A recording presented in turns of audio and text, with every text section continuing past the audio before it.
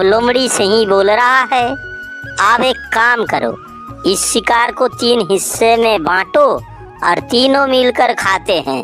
ठीक है, लेकिन मैं शिकार का पास पहले आके पहुंचा हूँ तो मैं आधा लूंगा और तुम दोनों थोड़ा थोड़ा। ना ना, ऐसे नहीं चलेगा। बहुत साल पहले एक जंगल में तीनों जानवर रहा करता था। उसमें एक था भालू, दूसरा था लायन और तीसरा था लोमड़ी। शेर बहुत ही ताकतवर था। उसका पंजा का वार से अच्छा पेड़ गिर जाता था। भालू जो था वो भी बहुत बड़ा था, जिसका दहाड़ से पहाड़ तक हिल जाता था। लोमड़ी बहुत ही चालाक और शातिर दिमाग का था।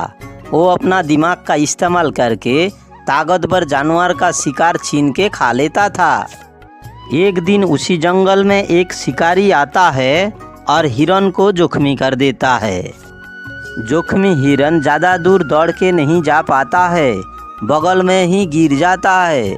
तब शिकारी उसका पास जाता है और उसको एक पिंजरा में बंद कर लेता है कि दूसरा दिन उसको वो बाजार में बेचेगा। शिकारी जाने के बाद हिरन पिंजरा से निकालने का बहुत कोशिश करता है और एक समय वो कामयाब हो जाता है। फिर वो दौड़ के भागने लगता है। भागते भागते कुछ दूर जाने के बाद हिरन एक जगह पे गिर जाता है और मर जाता है।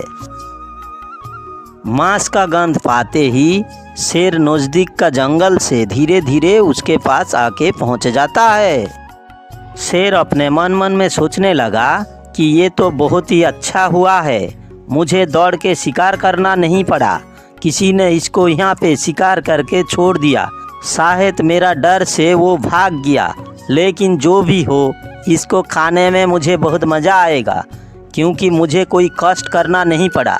शिकार मेरा सामने आसानी से आ गिरा।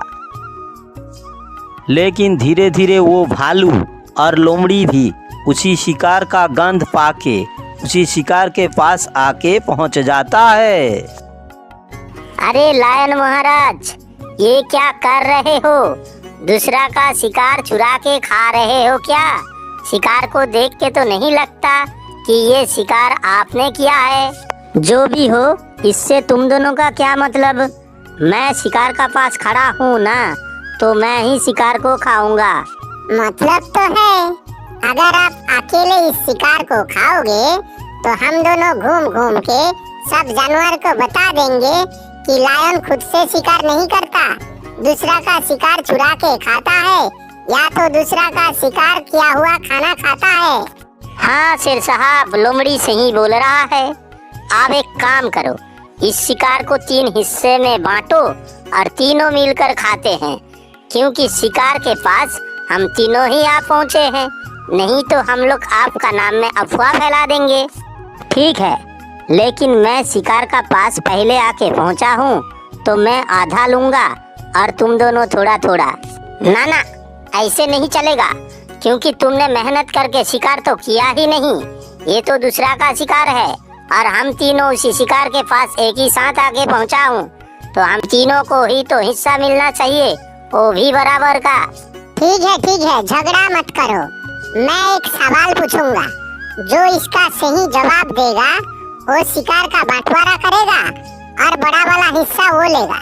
मुझे मंजूर है, मुझे भी मंजूर है।